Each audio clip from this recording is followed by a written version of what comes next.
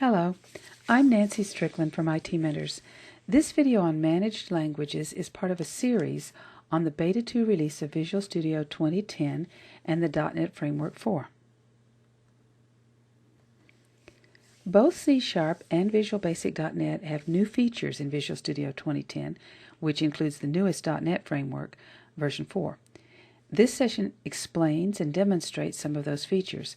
First, I'll cover the features that are new in Visual Basic, and then the features that are new to C#, and then there's some features that are new to both languages. So if you're only interested in one of those languages, you can just skip over that other section. Now, as I'm recording this in January 2010, Visual Studio 2010 is still in Beta 2, so there might still be some changes or additions before the final release. And then before I start this video, let me tell you that there's another video in this series that covers some of the same material, but in the context of programming Microsoft Office applications. So I'm going to discuss all these topics in this video, but to keep from duplicating material, I won't demo the topics that are demoed already in the other video. I'm only going to demonstrate the features that aren't already covered somewhere else. Now, the other video is part of this same series on Visual Studio 2010 Beta 2, so it's available on MS-DEV just like this one. Both Visual Basic and C# are full standalone .NET languages that can interoperate, but up until now they've had slightly different feature sets. Some things available in one language weren't available in the other. Well, now that's changing because Microsoft has set as a goal that in the future C# and Visual Basic will co-evolve, meaning that if a feature exists in one, then it will be added to the other also. But to be able to do that, to get to that point, the two languages first need to be brought up to an equivalent starting point where their feature set is the same. So the changes in .NET 4 and Visual Studio that I'm going to talk about support co-evolution in two ways. If you know both languages, you're going to notice that most of the changes I'm going to talk about are adding a feature to one language that was already there in the other, so that they'll be starting from a common base. And then there are some completely new features, and those have been added to both languages together. I'm going to start with Visual Basic. So as I said, if you don't use it, just skip ahead to the C# section, which is right after this. Okay, here's the first new feature, the Collection Initializer. It lets you create a collection and give it initial values at the same time. You can see that the syntax is to put the initial values inside braces, inside curly braces, and then comma separate them. If they're not primitive types or strings like we see here, then you provide the data type and it's followed by the keyword from. When you use a collection initializer, each value that you provide is going to automatically be passed to the add method of the collection. This next new feature, auto-implemented properties, is a new quick way to create a property in a class. If you're doing a simple property with no extra logic, just a get and a set, then you don't have to actually write the code for the get and set. Here's 3 examples of using this new feature. The first one is to create a name property, and then a department property that has a default value, and then a list using the new connection initializer syntax that we just saw in the last slide. When you use this auto-implemented properties, when you use this syntax, then Visual Basic automatically creates a hidden private field that's called the backing field. And it has the same name as the property itself, except with an underscore in front. So the backing field for this department property here would be department with an underscore in front of it, underscore department. And of course that means that you can't create another data member in your class with that name. Now the backing field is always private, even if the property itself is public, and any attributes that you've put on the property don't apply to the backing field. You can use the backing field directly in your class code if you want, but IntelliSense is not going to show it to you. And that's in part because it's really not generally considered a good idea to not go through the property, even when you're working in your own class code. I think it should also be obvious that if you want to add some custom code to your get or set, like maybe some validation of the value before you set a property, then you can't use this syntax, but of course you can still do a regular get and set. This is just a quick and easy way to save yourself some typing when it's a simple, plain vanilla get and set property. This next feature is simple but very convenient. It lets you continue a statement on the next line without having to add an underscore at the end of the previous line. Now you can't do this just anywhere, but you can do it in most of the situations where it's particularly useful. The situations where people usually like to use multiple lines for a statement just to make it clearer and easier to read. So here's some of the most common places where you can leave out the underscore. You can leave it out after a comma, and you can leave it out either after an open parenthesis or before a closing parenthesis, or after an open curly brace or after a closing curly brace. So you can see that that allows you to write this new customer declaration in a more readable way. You can also use it after the concatenation operator, the ampersand, and that can be handy to make it easy to read a long select command like this, for example. And although, of course, you could do this before, you just had to have the underscore, this just saves you a little work. Now, there's quite a few other places where the underscore can be omitted. There's 14 in all, and the full list is available from this URL here at the bottom of the screen. And of course, you can still use the continuation underscore anywhere you want to, and all your old code that uses it is still okay. Previously, Lambda Expressions had to return a value, even if that value was a dummy that wasn't going to be used. Now, Lambda Expressions can be written that don't return an expression, but instead can have full statements in them, including multi-line statements. So they can contain more complex logic directly within the Lambda itself. Now, the first example here doesn't return a value. Its only purpose is the side effect of writing out the argument. And then you see that the second example is a multi-line example with a little more complex logic in it. If you're compiling from the command line and you want to specify that only a particular version of Visual Basic should be used to compile, then you can use this option here, and that tells the compiler to accept only syntax that's valid in version 9.0. New syntax from 10 then won't compile. Now, the only version numbers that you can use with this option are 9 and 9.0 and 10 or 10.0. And now let's look at the new C# features. Optional parameters are parameters with a pre-assigned default value. And as you see here in the example, any optional parameters have to be to the right of all the required parameters. If a parameter is optional, then a caller can choose to provide a value for it or just leave it out of the call, in which case the method uses the default value that's in the method signature itself. So in the first call to method 1 here, param1 would be 17 and param2 would be Emily. And in the second call, param1 would be 17 and param2 would be Bob. Before optional parameters were available, you could get this behavior, but you had to write method overloads, and that was extra writing, gave you a chance to make errors, and just made the class more complicated to read in general. Optional parameters are a much clearer way to do the same thing.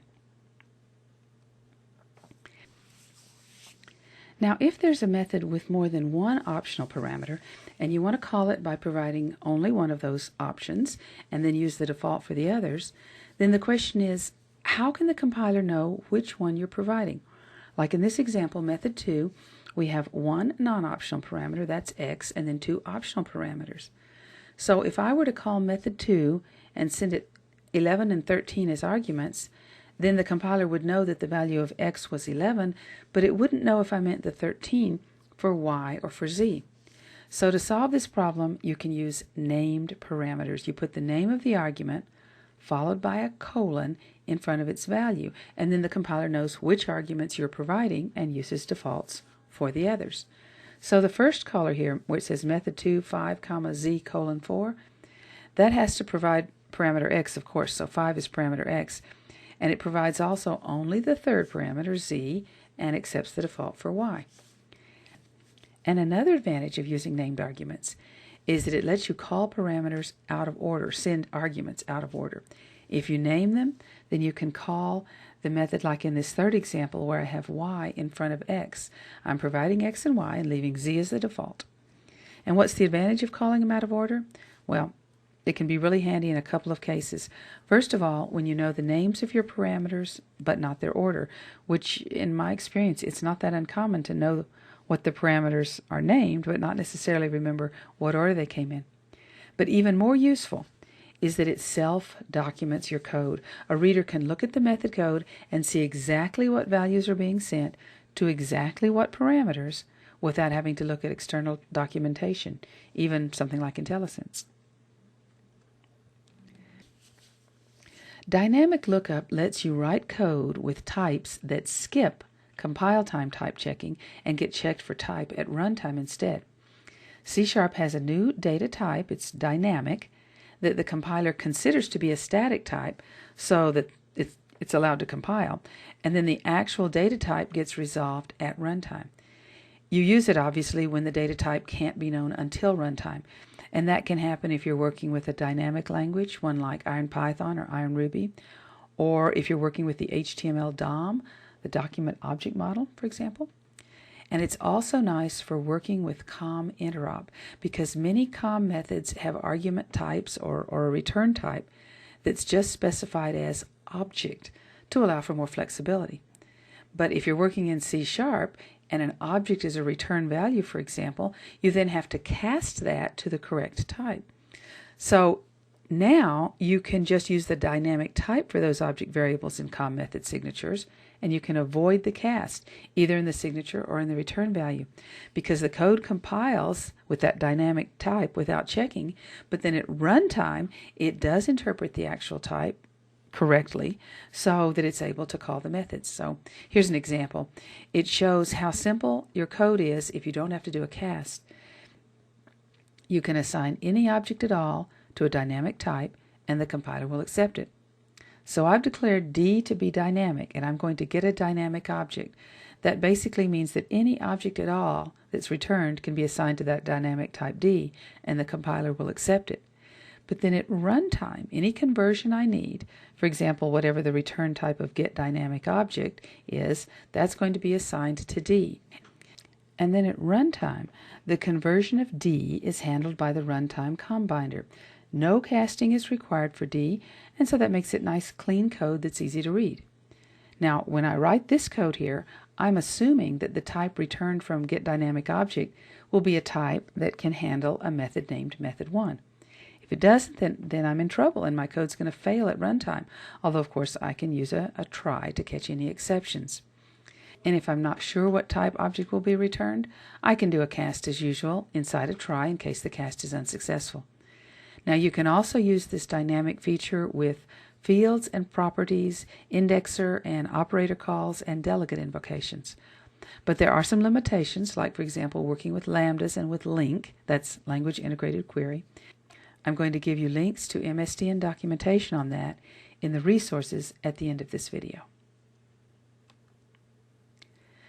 Both dynamic typing and named and optional arguments make it easier to work with COM APIs. And then there's another little change that you'll appreciate if you work with COM APIs frequently. That's because many COM APIs include a lot of reference parameters. So if you're working in C#, you have to create a temporary variable, a reference variable, to pass your value in, and then pass it in by reference. But now the C# compiler is going to let you pass arguments by value to COM methods. The compiler automatically generates those temporary variables for you and passes them to the COM method and then deletes them when the call returns. So this example shows you how you previously had to pass by ref, of course even missing values, and then in the new version of the call you don't need to pass by ref at all, and you can see that I'm providing the first required value and then one additional named value without having to create variables for them. It's a simple thing, but it makes the code you have to write shorter and cleaner and less error prone and quite a bit easier to understand. Now here's some new features that are new to both Visual Basic and C#. You can now deploy an application that has embedded type information, and that means you don't have to import your type information from a primary interop assembly, a PIA. If you embed your type information, then your app can use types in a runtime assembly that implements the embedded type information without requiring a reference to the runtime assembly. Embedding type information in Visual Studio 2010 is easy. Just make sure that the reference to the assembly has its embed interop types property set to true. This is what we're looking at here. This is the property page for an application with the word interop assembly reference selected, and you can see over here in its properties window in the lower right that its embed interop types property is true. And this is going to keep you from having to deploy PIAs with your applications, so it'll simplify your deployment. It also means that if there are various versions of the runtime assembly, your application won't have to be recompiled. And one place where that will be really handy is when you're writing applications that use Microsoft Office applications like Word or Excel. There's several versions of Office out there, several versions of Word and Excel, and you might or might not know that all your users are going to have the same version. But if they don't, embedding types means that your application will run with any version, no matter what version you used when you wrote it. Well, assuming you didn't use any advanced features that wouldn't exist in an earlier version, of course. Variance refers to changes in the way generics work so that you can use them more flexibly. Covariance lets you use a more derived type than the generic parameter, and contravariance lets you use a less derived type, a base. Let's look at each of those. Generics are a very useful feature in that they let you create a strongly typed collection. So if I create a list of integers, the compiler will check and won't let me add a type other than an integer to that collection. And that's great. But suppose that I wanted to create a list of objects and then put the list of integers into that list of objects, assign it to it. I'd expect that to work since int is a subclass of object. But in .NET 3.0 and earlier, generic types were invariant. The compiler wouldn't allow you to substitute a derived type for another type, a base type, in a generic. And now .NET 4.0 introduces a way to handle that. I can declare the list of objects not as a list, but as an IEnumerable.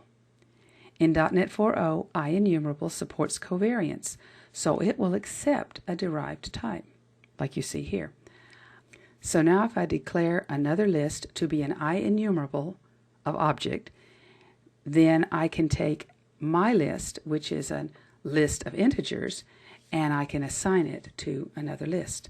And I could also pass my list to a method that was expecting an IEnumerable of objects, and that's something I couldn't do before. Contravariance is kind of the reverse of covariance. It means that you can use a less restricted type where a more restricted derived type was expected. Now, that seems strange because it doesn't work that way in the world of regular objects. You can't substitute an object where a string is expected, for example. The standard example is a base class that implements a comparer interface, like iComparer, for example, which in .NET 4 is contravariant. If some other method expects to be passed an iComparer object with a derived class generic, then it can be passed that object for a generic parent class also, and the compiler won't complain. So we're sending in a generic for a parent class to the child class, the derived class that is actually in the code. Now that's because if you've written the comparer methods for the base class, then you can assume that it can compare derived classes as well as base classes. You'll see this more clearly, I think, in the demo, which is what's coming up next. But first, let me just quickly mention that there are a couple of things you should know about variance in .NET 4. Variant type parameters can only be declared on interfaces and delegate types. Also, at this point, the .NET framework supports variants for several existing generic interfaces and delegates, including those that are listed here. And now let's see a demo.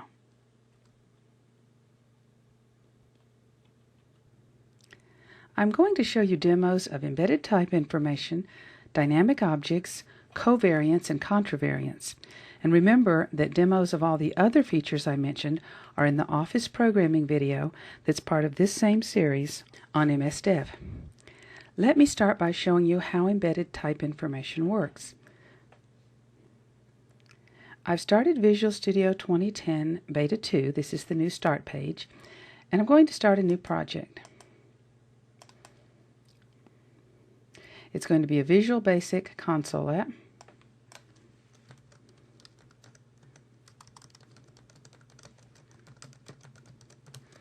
It's the demo of the embedded type info. Now the first thing I need to do is add a reference to a COM interrupt assembly. So I'll right click and I'll go to the Properties page, and the References tab, and I'm going to add a new reference. It's a .NET type. I'm going to sort them alphabetically so I can find it a little more easily here. It's my Microsoft Office interrupt for Excel. There it is. You can see I've got a version for 12, and which is 2007, and for 14, which is the new Office 2010. I'll use that one.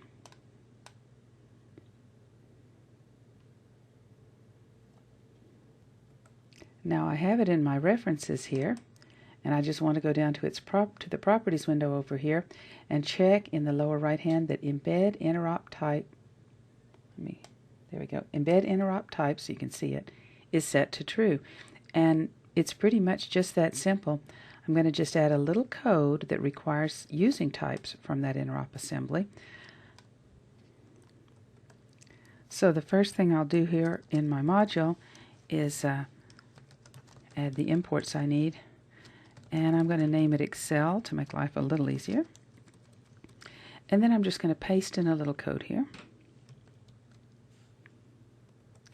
And this code creates a workbook and a worksheet, puts some values in it, saves it right there at the root so it's easy to find for the demo, and that's it. I'm going to save everything, and I'll just press F5 to build it and run it.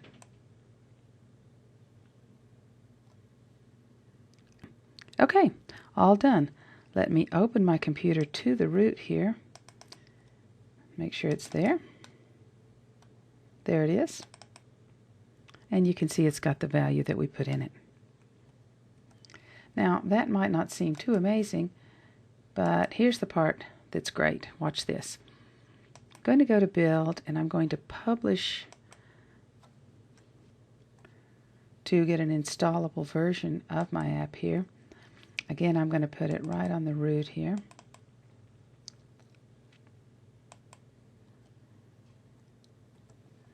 And all I'll do is go through the wizard. I'm going to install it from a share. So I'll browse here to the correct network share.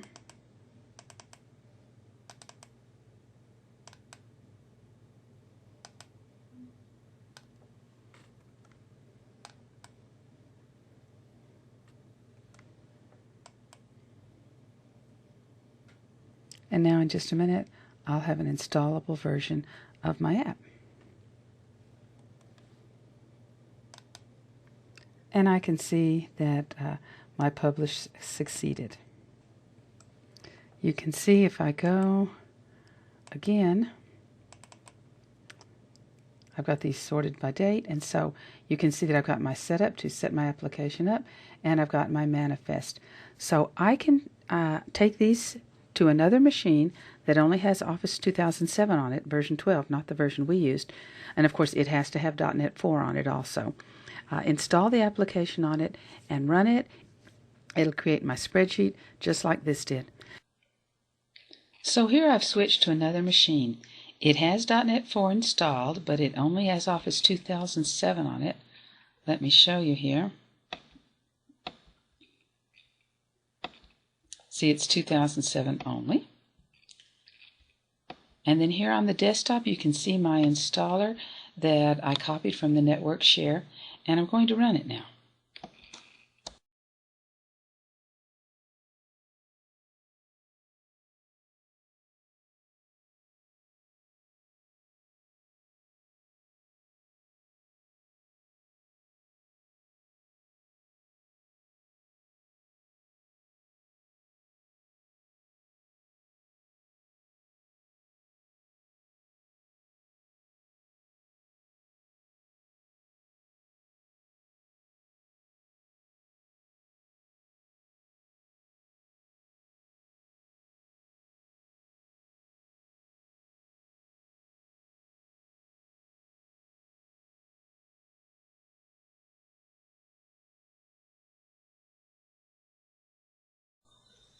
So the setup program installed my app. You can see it here. And as it happened, it also ran it. So let's go to my root directory and see if we can find the file. There it is. And you can see that I can open it, and there's my value. So you can see that this is pretty wonderful. You can write your application once and run it on machines with different versions of Office because the type information is already available. No more deploying PIAs.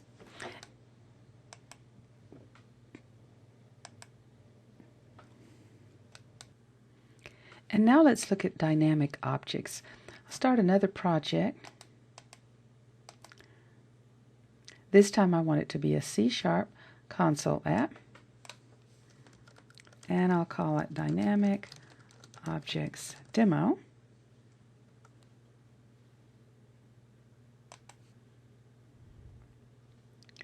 And what I want here is another class. I'll call it Class 1.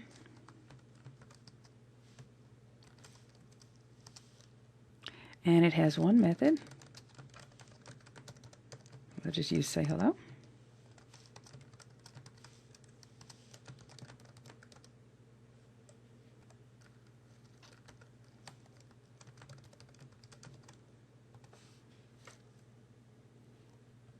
Okay, now in main, I'm going to instantiate this class and call its methods. Now normally, of course, when I instantiated it, I would instantiate it as a class 1. I can see the class right there. It's my own class. But if I were working with objects that were coming from somewhere else, like we said, from a COM object or perhaps from HTML DOM, and I didn't know the type, I could instantiate it as dynamic D. In other words, if this were not new, if this were a call that was returning an object whose type I wasn't sure about, I could instantiate it to dynamic. And then I could use D to call its method. Now I just typed the D and the dot, and normally IntelliSense would pop up and help me, but you can see that it can't. It's a dynamic expression, so it doesn't know what type it is. And I get a little message saying that the type will be resolved at runtime. Now, of course, I already know what that method is, so I'll type say hello.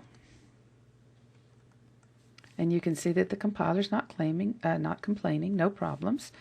Let me run it. It's building. You can see the build progress down here. It built, the build succeeded, and it ran, and it printed out hello.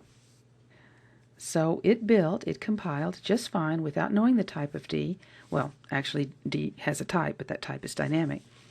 And the way that syntax checking works for dynamic data types is that it doesn't happen. It's just skipped. Okay, so that worked. Now let me change my code to call a method that doesn't exist. I'll call say goodbye. And again, you can see no complaints. And if I do a build here from the command line, you can see in a second that the rebuild succeeded.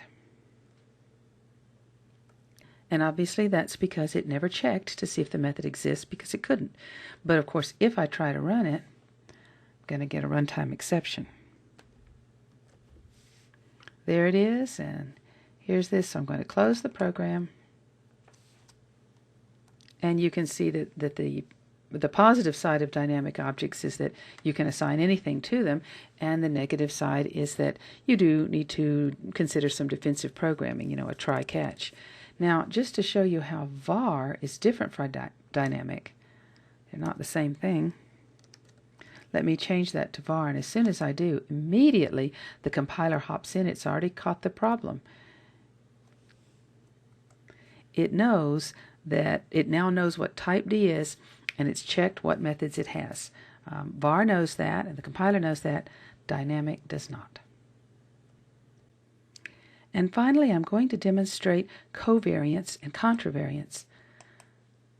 I'll need another new project. This is another console app.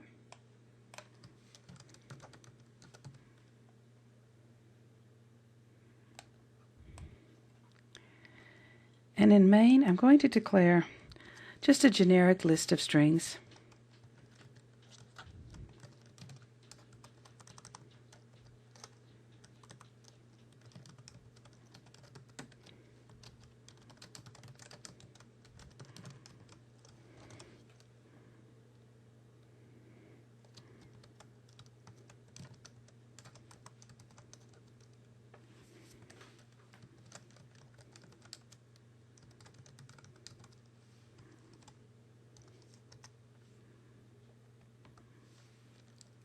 And then I'll declare a generic list of objects.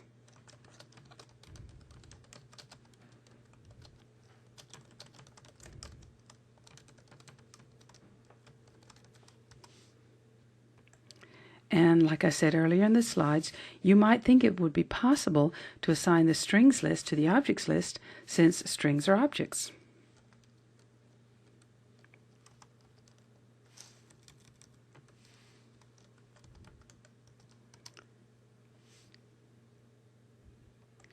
But as you can see, the compiler is not going to let me.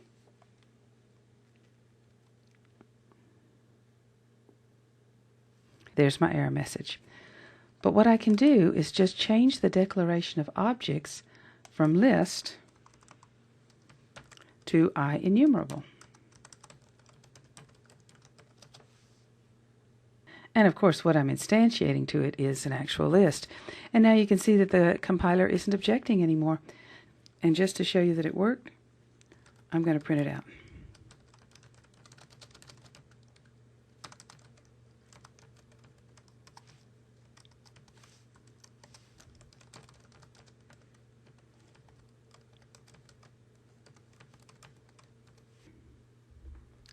And now I'll run it so you can see the output. There we go. And now I'm just going to add a little onto this. What I need is a couple more classes. I'm going to have a little hierarchy here. I'll have a person class.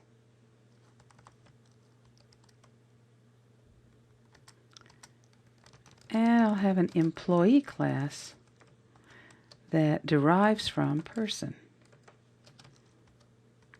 The details aren't important here, so there aren't any. And now I want a generic method that implements the I-equality comparer for person.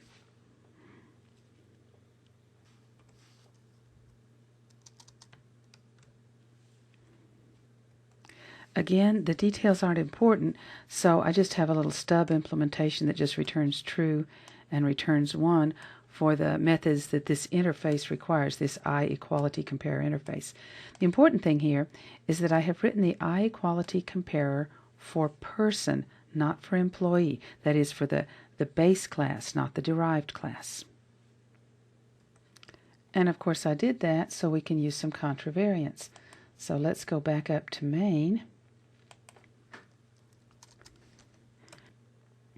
And I'm going to declare an array of employees. I'll call it imps.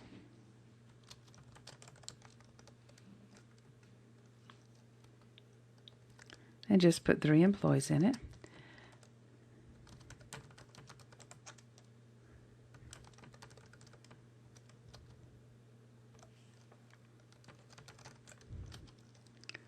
And now what I'm going to do is use the distinct method, which is a generic method.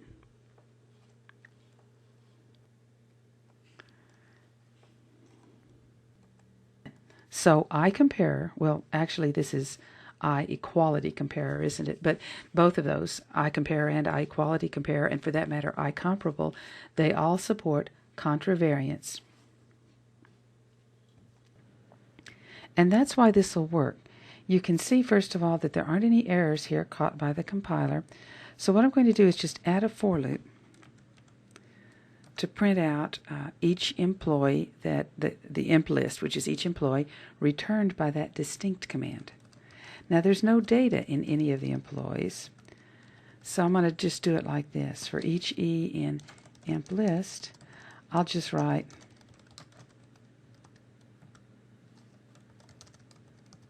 that I found one. Now if you look down here, you can see that we just returned true from equals. That means that this comparer is going to think that all employees are the same. So if I run this right now, it should find only one distinct employee. If I change it to return false all the time, obviously these are just stubs. You'd implement some logic to decide whether 2 people were equal. based on something like comparing their social security numbers or something.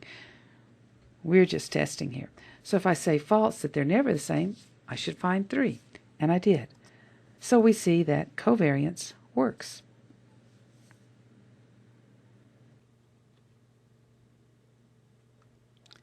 Here are some more resources that you can use to learn more about new managed language features in Visual Studio 2010 and .NET 4.0. This first URL is the home page for Visual Studio on MSDN. It has a link to the download site for Visual Studio 2010, which, as I say, is now in Beta 2. And it's also got other links to documentation and other sources of help. These next 2 links are for specific information on the new features in C# and Visual Basic with documentation and samples you can download. And then Visual Studio samples are available for download at this next link, and more samples are available as walkthroughs at the last link here. The source code for my demos from this video and others are also on my blog at the URL that's shown here, and I'm announcing it on Twitter as new videos are posted. So if you'd like to know what's available and when it is available, you can follow me on Twitter at nstrickland1. And that's it for this session. Thanks for watching. Bye-bye.